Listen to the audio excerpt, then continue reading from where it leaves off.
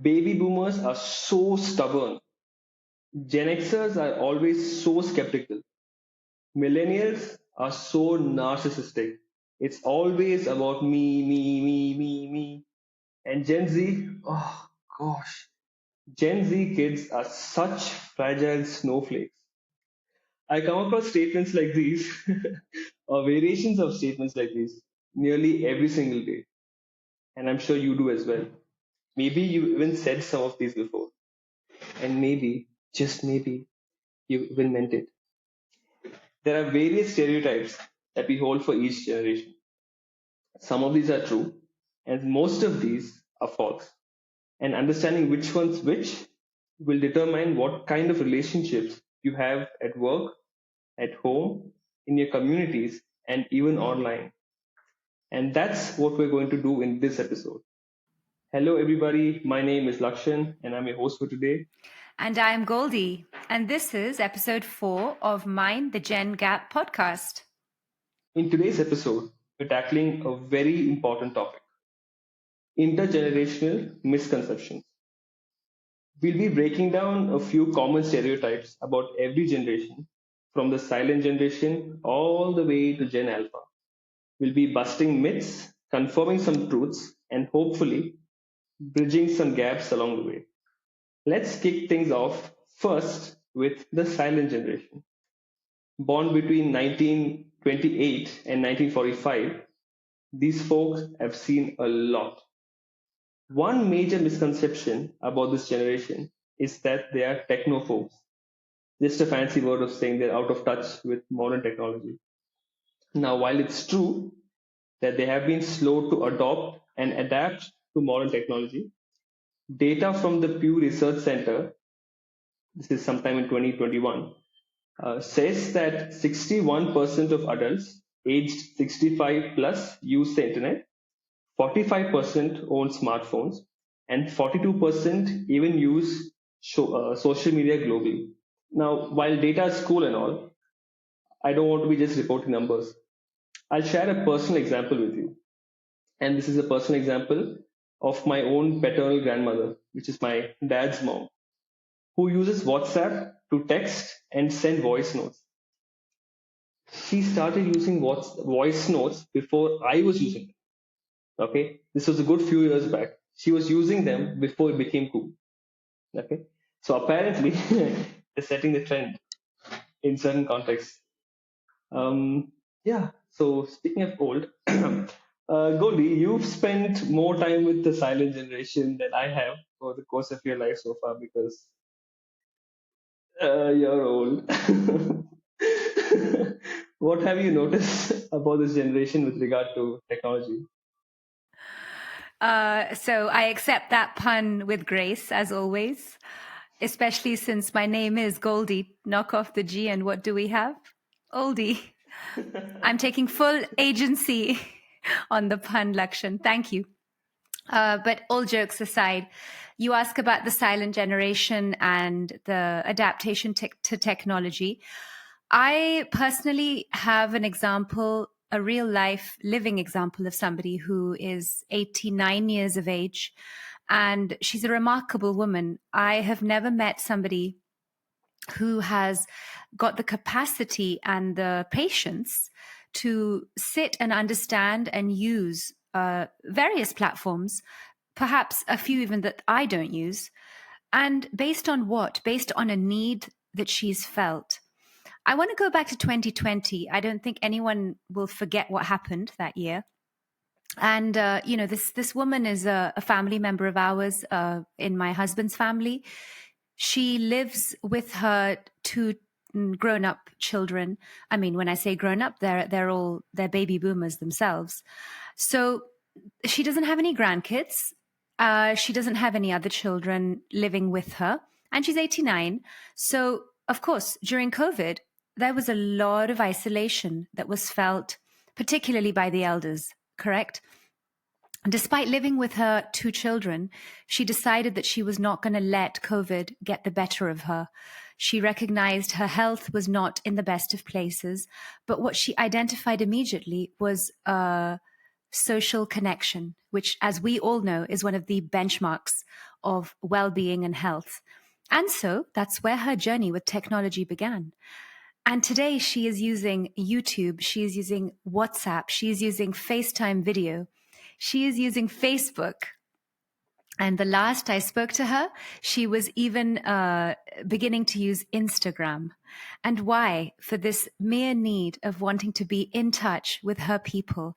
She uses YouTube regularly to watch videos on the different religious seminars that she wishes to attend.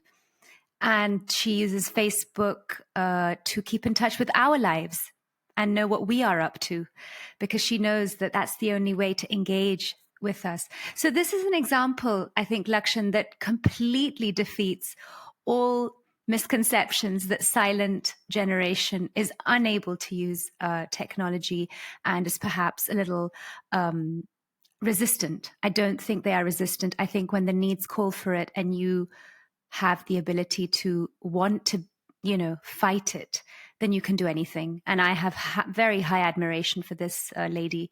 I call her Didi. That's eldest sister in Hindi, for those of you who don't understand Hindi.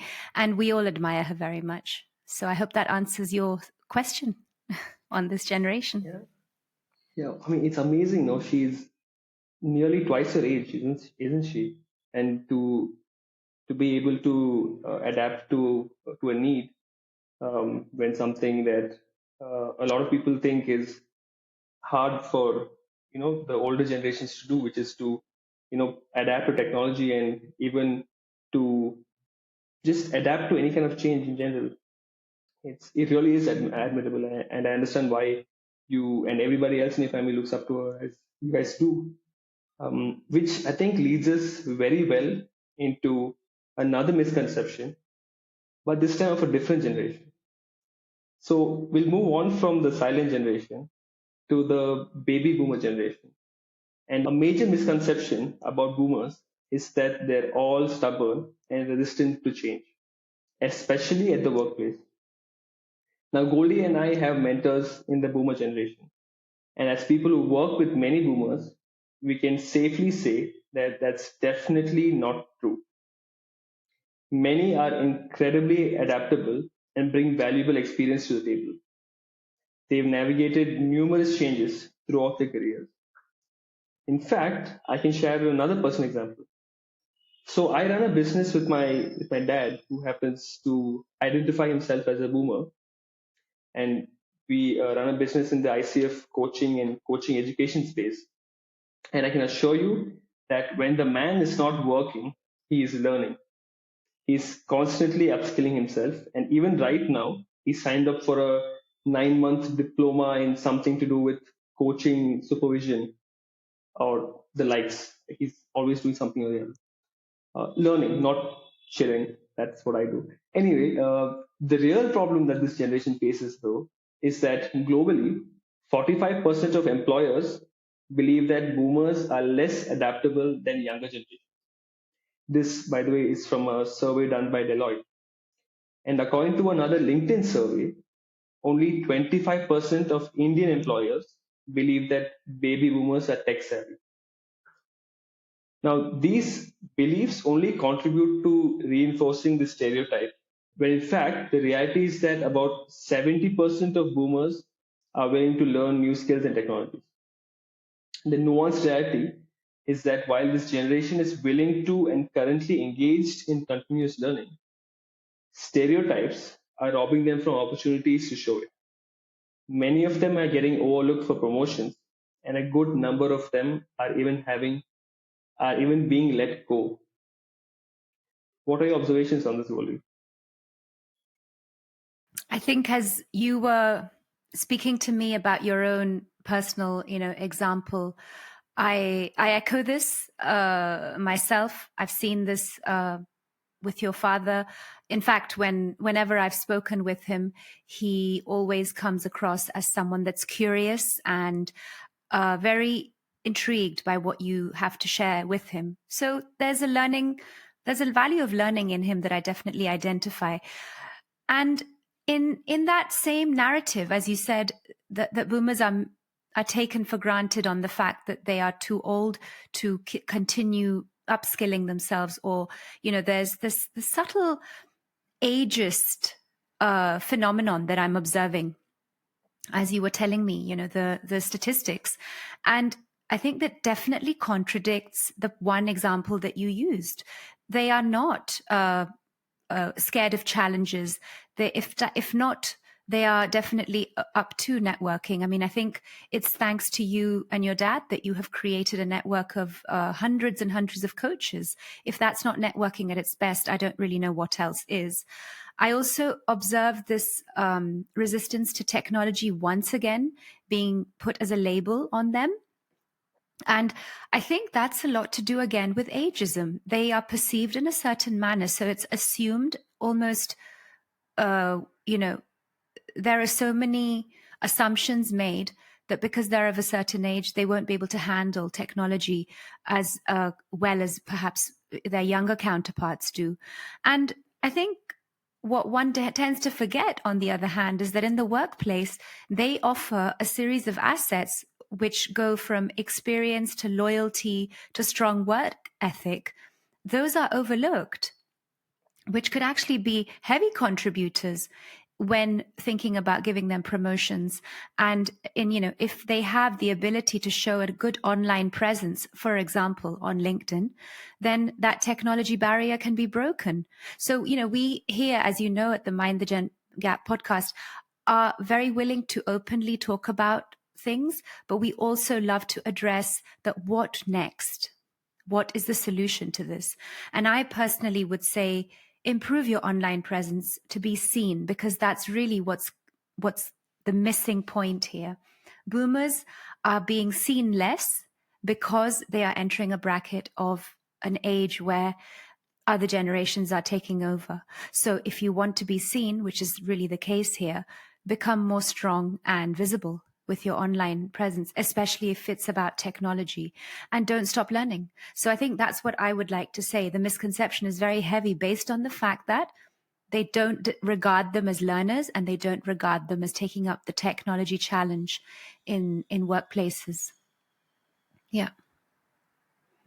I absolutely second you on the online presence with Goldie.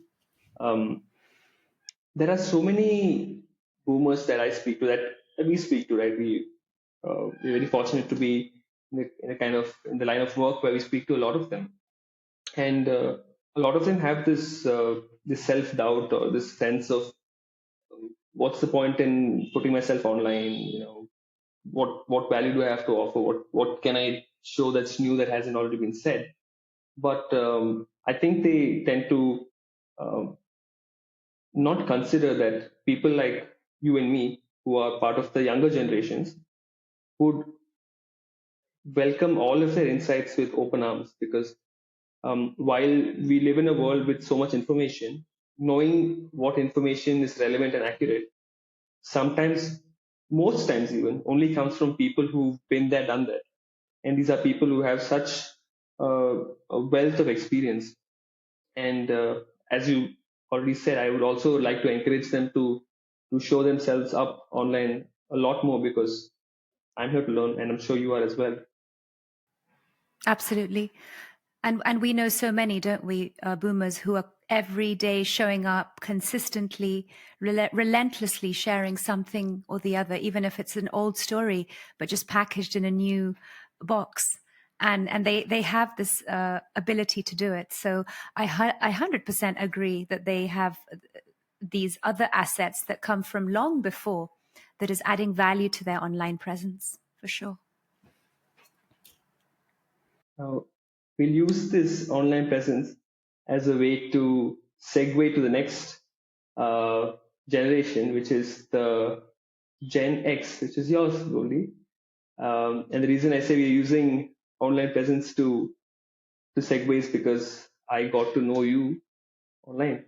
That's the first time. That's the way that we connected as well, right? And um, talking about your generation, which was born between 1965 and 1980, you guys are often called the forgotten generation. And there's this misconception that you guys are cynical slackers and skeptical. Now, I can 100% confirm that you are absolutely not those things, Goldie.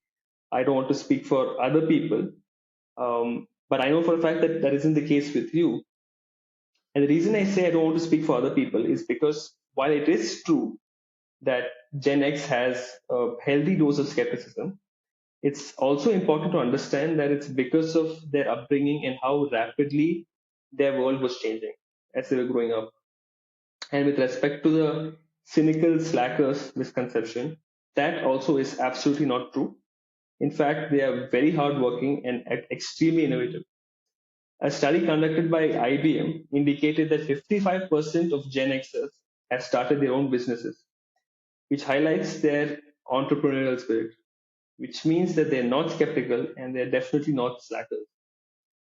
A lot of these misconceptions have actually arisen because you guys really are kind of the forgotten generation. You can share a lot more on this than I can. So over to you, Goldie. I love the way that the word cynical has become a part of our identity. And I'm actually taking full agency on this, perhaps because I do resonate with this, the cynicism in many ways. But I want to add a new word which perhaps describes us to in our fuller selves, which is pragmatic. We whilst we are very cynical, I don't disagree on this. We definitely don't sugarcoat the situations. There's a very famous meme that is associated to Gen X, which is, you will see us in the same face as you see me right now, and you don't know what I'm thinking. So we are masters at poker faced expressions. We don't like to overstate things. I think this definitely has a strong history, as you said, from the way that we were raised, or the way we were parented, even. Uh, as you remember in my episode about speaking of three generations, I mentioned that we were the latchkey kids. This is extremely important to mention today because it really was the time when a lot of our parents were just allowing us to raise ourselves on our own almost. And when I mean that is we were given responsibilities far younger than maybe our younger cohorts have had later on. This could be for several reasons, but what has happened as a consequence is that we've had to sort of grow up really quickly on our own. We are the trial and error generation. We had to kind of just figure it out on our own, whilst we had a very heavy dose of good education. I think most of us come from college degrees. Education was placed at a very high value for us. However, at the same time, I'm a younger Gen Xer, so I was I'm 78, but I do know that those born in the mid 60s upwards, they had to see a lot of change in the world whilst they were getting their degrees. I personally went through an economic recession when I had to first look for a job. I saw the markets crash. Whilst I was in my early 20s, I saw 9/11. So that was another critical time for me and my hunt for my career. And so what I'm trying to say with this, Lakshan, is that I'm not giving an excuse as to why we may have had to just work that much harder. I don't think anyone can say that. Everyone's worked really hard in their respective cohort, but we certainly did not have the same support systems that the next younger lot have been provided with as a consequence of the mistakes that we made, perhaps. We had to overcome a lot of things literally on our own. And did this make us forgotten? Maybe, because we didn't focus so much on the political scenario as much as just on survival. Our priorities were different. We were hustling away trying to make money. We were very keen to show up in and tick the boxes, as a lot of parents that brought us up in those days raised us to believe. You must tick this box, you must tick this box, and that's how you progress in life. So it was not a time when we had too much choice. Rather, from the limited resources or cultural settings that we were in, we had to make do. And I noticed this with a lot of my counterparts, especially those born in the late 60s.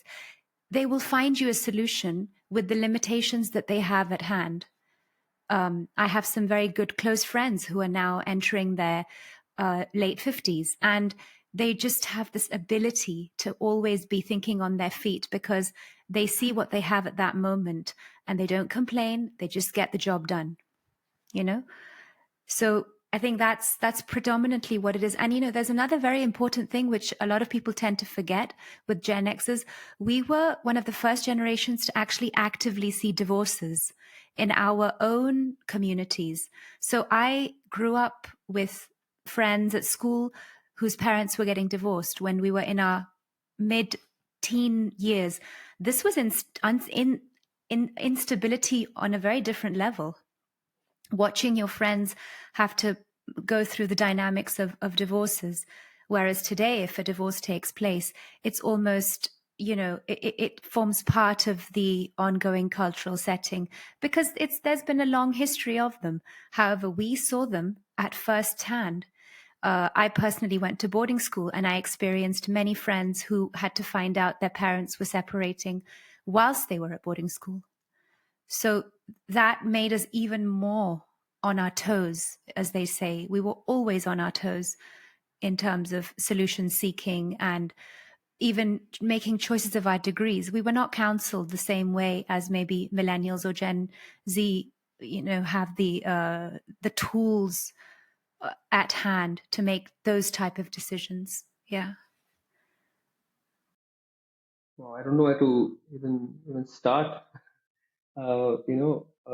In response to what you shared, um, I feel like how relationships or family dynamics or marriage uh, throughout the generations could be a separate topic on its own. And I also do know that you are going to be doing an episode on family dynamics very soon.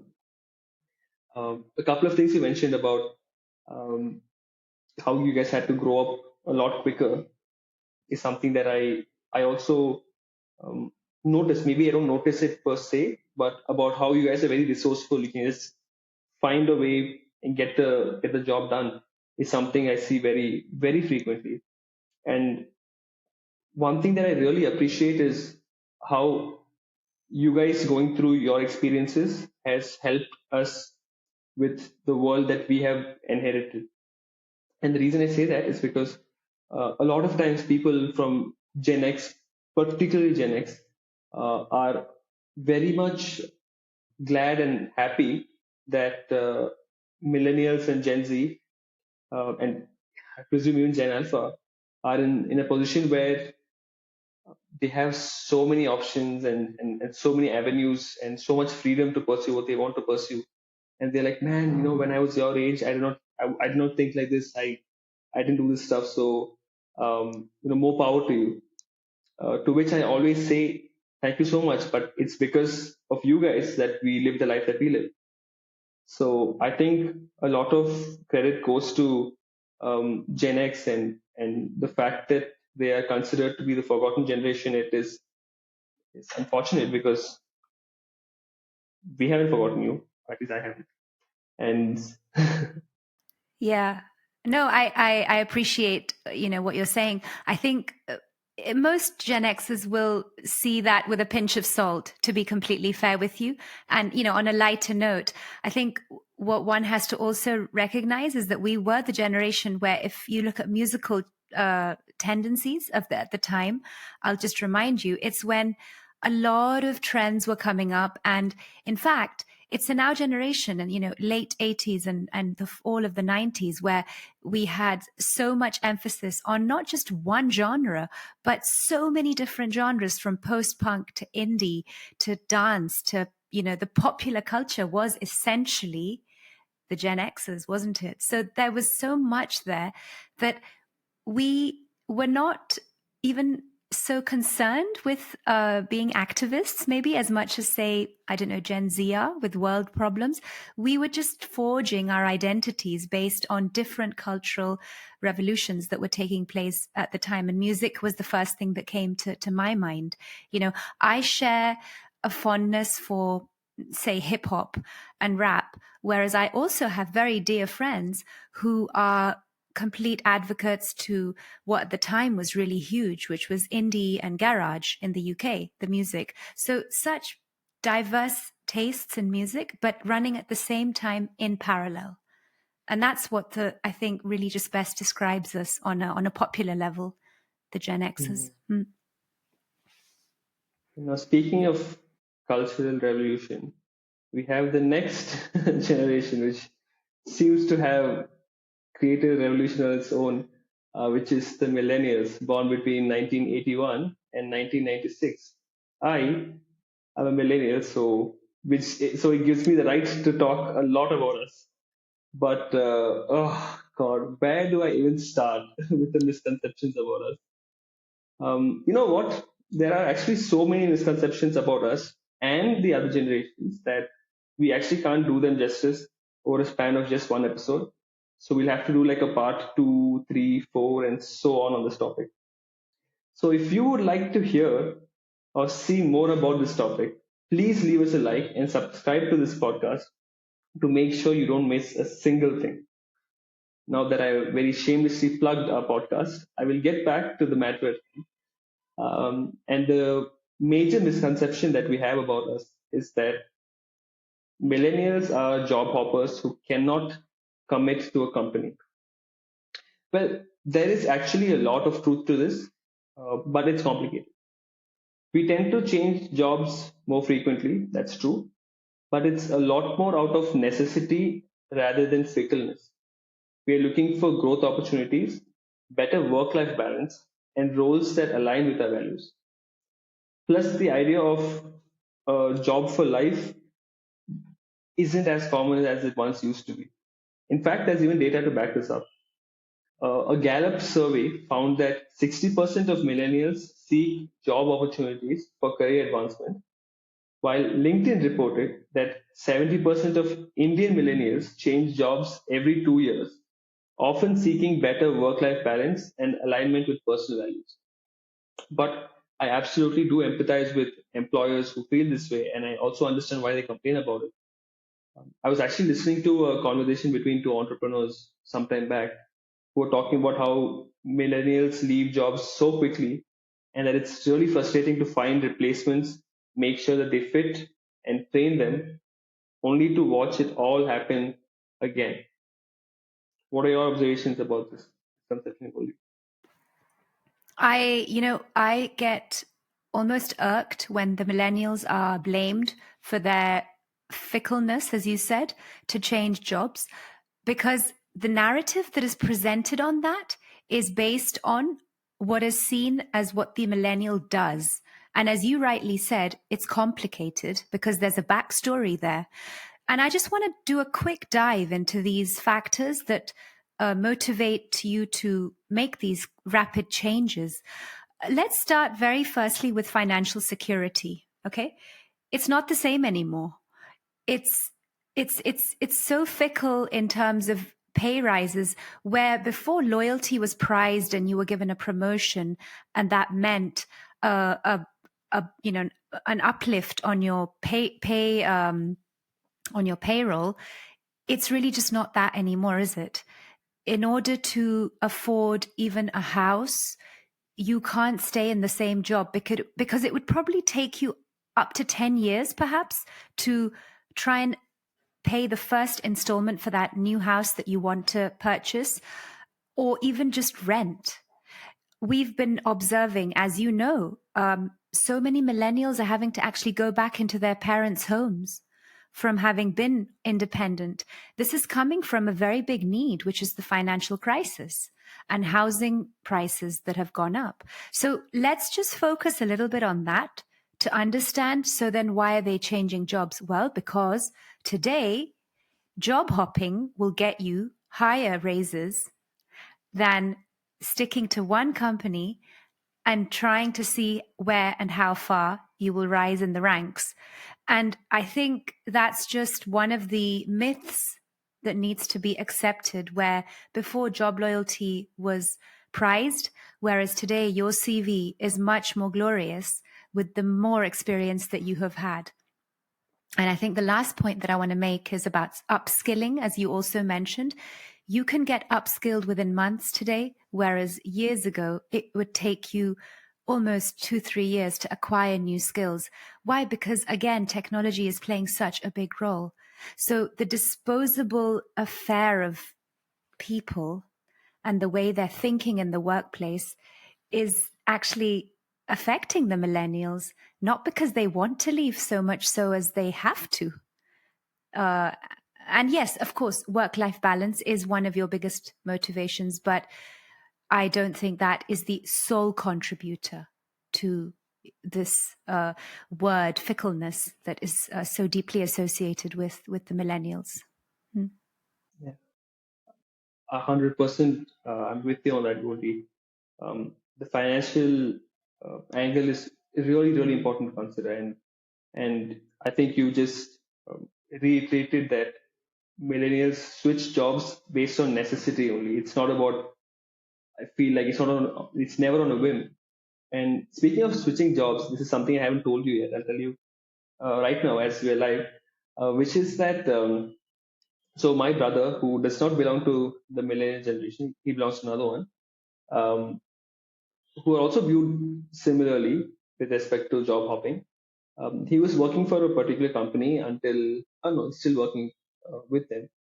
He very recently got an offer with a different company. I mentioned to you he's interviewing, but I don't mention what happened after that. So very recently he got this offer and he took it. And when he told his current company's boss that he'll be leaving, um, his boss was like, "Oh, bro, you just dropped a bomb on me. Like, what is going on?"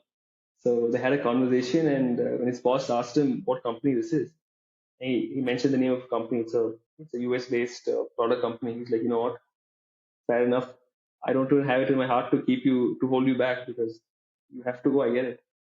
And interestingly, it's very nice to see that a lot of employers are accepting of that because his boss also happens to be a millennial, so he gets it.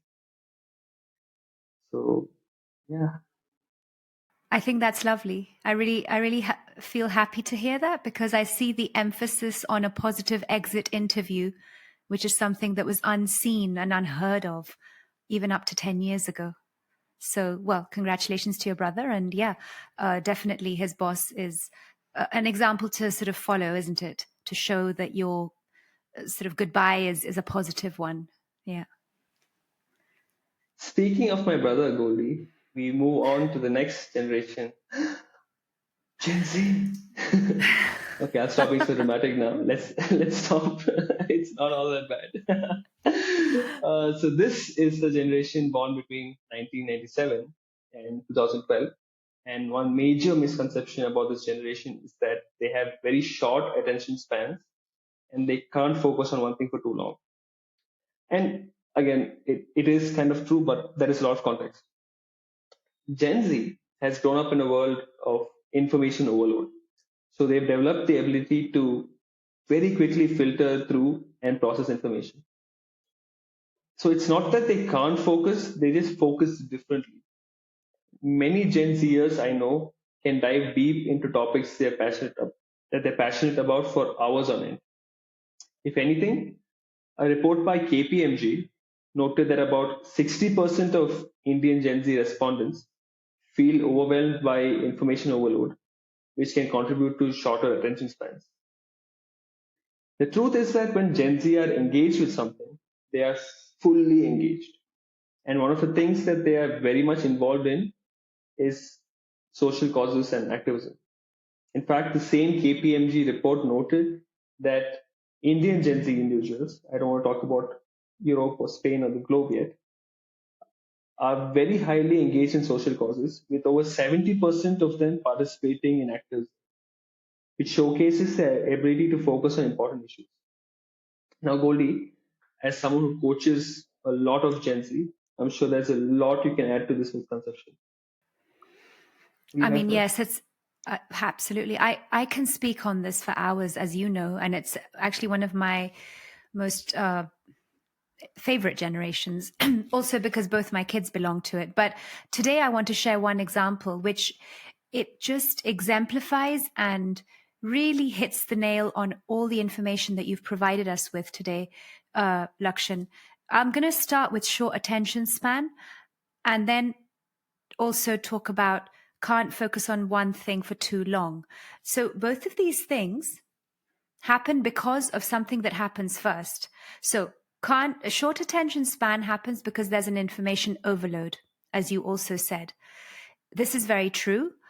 This generation, as we also have mentioned in the past, was born with the iPhone in their teens, in their hand. It was given to them, the smartphone. Hence, the exposure to technology and the likes. It became a tool for survival during COVID for them in their educational years as well, if they were budding teenagers in those times. So there has been a very large emphasis of this information overload on their brains. Now, even as an adult who's not a Gen Z, let's take me, for instance. I get overwhelmed as well when I have an information overload. So why are we labeling them just for this? Let's look inwards to ourselves. Whatever generation you belong to, are you able to focus on things when you have too much information exposed to you? I don't think you can. You're looking for that moment where you can just filter. Now, they have the magical capacity of being able to filter this information because they are so tuned into that ability. So how about I ask you, listeners and viewers, to think of this as a value-added skill that they possess. Now, if you help them to hone into that skill and ask them to then fully engage on what matters to them, that's where the magic starts to begin. And that's why they have become our activists. They have become those people for us who are fighting for the causes that matter to them. And we see that all over the world. You've mentioned India, but it's also relevant, here in Europe, whether it's climate change or a political movement. I mean, we're in times when volatility is really on the rise, isn't it? And one example I want to give, a real example, because this is all just data that we collect and observe as we see, on the news or read in the papers. I have a client who is 18 years old, so Gen Z at its best. He is working towards a very important set of exams that require a lot of preparation. It's a do or die sort of situation because the level of competition is also on the rise in terms of opportunities. And what has he done? His strategy has literally been, I will not be using my phone for 90 days, which is the time that he will be using to only focus on his preparation for this very important set of exams. And this is what came up for him in his coaching process, and all by himself, because he recognized that he was being distracted. So once they are able to recognize the problem, again, focus on the solution. And I think that's where we just kill and just demystify this misconception about Gen Z. They are not addicted to their technology. They are not fickle in their attention. The problem is everybody would be if you had the same stimulus. And the example that you shared with your client, it just goes to show that when something is that important, they will focus all of their attention on it. And if he's willing to, or he or she is willing to do it for 3 months, 90 days straight, it proves that all of it is genuinely just a myth and a misconception, right?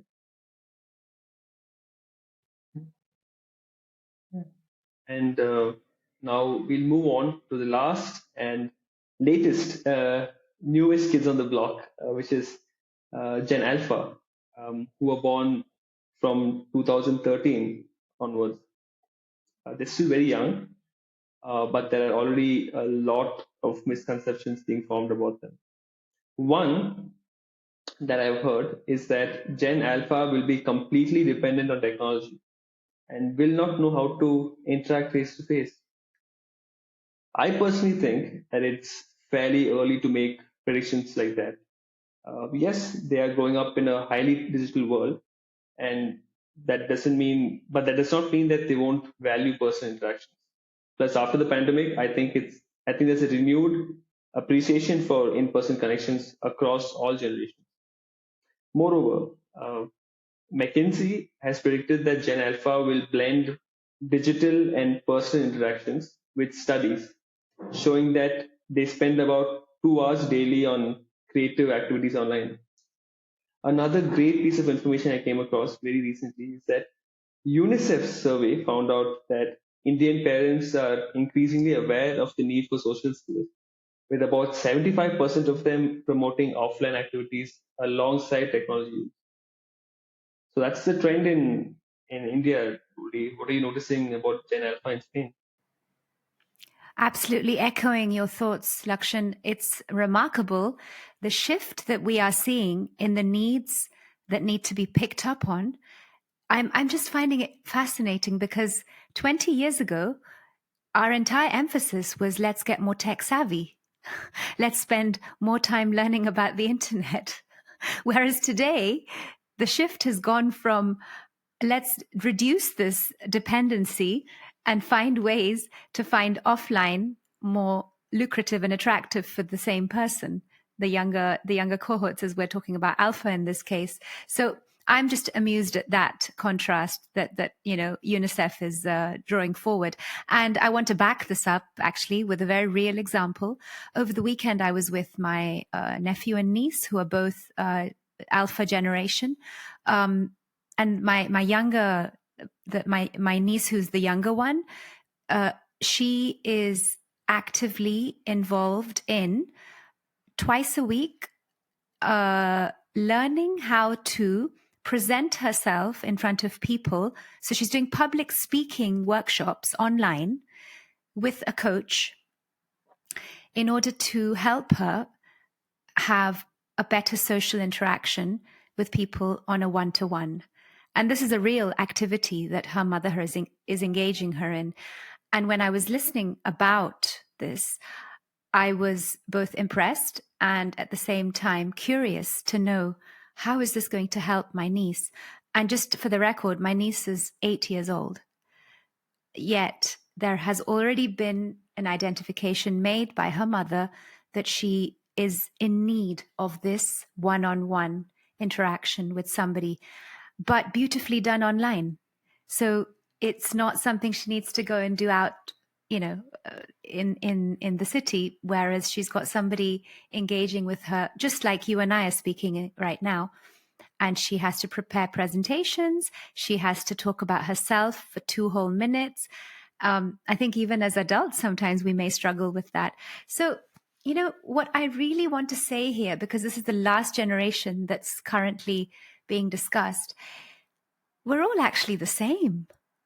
It's just that our needs a little bit more on the rise, depending on the times that you're living in. That's where I would sort of conclude my overall impressions about these seemingly spoken about misconceptions that are so relevant, in our narratives and our conversations.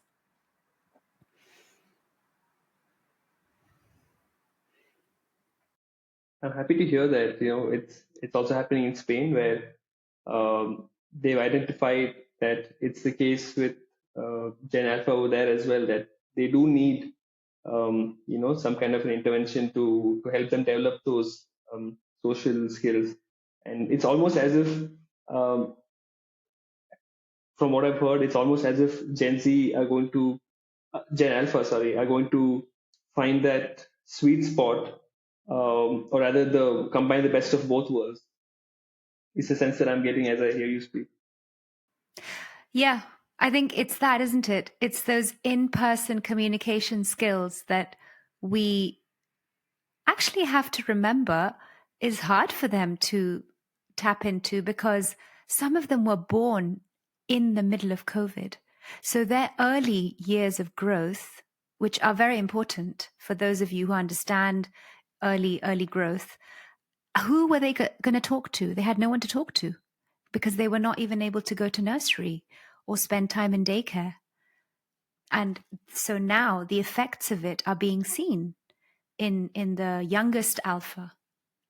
So it's what you said. They're going to hit that sweet spot if they do it in the right way. And absolutely second you on what you said about how all of us want the same thing. And I think that's a great way to move towards the conclusion of this episode, which is by talking about how there are all these misconceptions across these generations. But there's one overarching misconception that I think we need to address, which is the idea that these generational divides are set in stone and that people from different generations can't understand each other or work well together. The truth is, while there are general trends within generations, everybody is an individual with their own unique experiences and perspectives. So, the real way to navigate these misconceptions is to do this. The next time you meet someone from a generation you have certain assumptions about, just temporarily suspend those assumptions and really get to know the person. So, reach out to someone from a different generation, have a conversation, and you might be surprised at what you discover. And that's how you actually mind the Gen Gap. Ooh. So speaking of minding the Gen Gap, there's also another way to navigate these misconceptions, which is if you made it all the way until the very end of this episode, and if you liked it, please leave a like and subscribe to this podcast and share this with your friends of all ages. Now that I've said that, we've officially come to the end of episode 4 of the Mind the Gen Gap podcast. And I've been your host, Lakshan. And I've been your co host, Goldie. Thank you so much for listening and watching all the way to the very end. Muchas gracias. See you in the next one. Hasta pronto. Bye.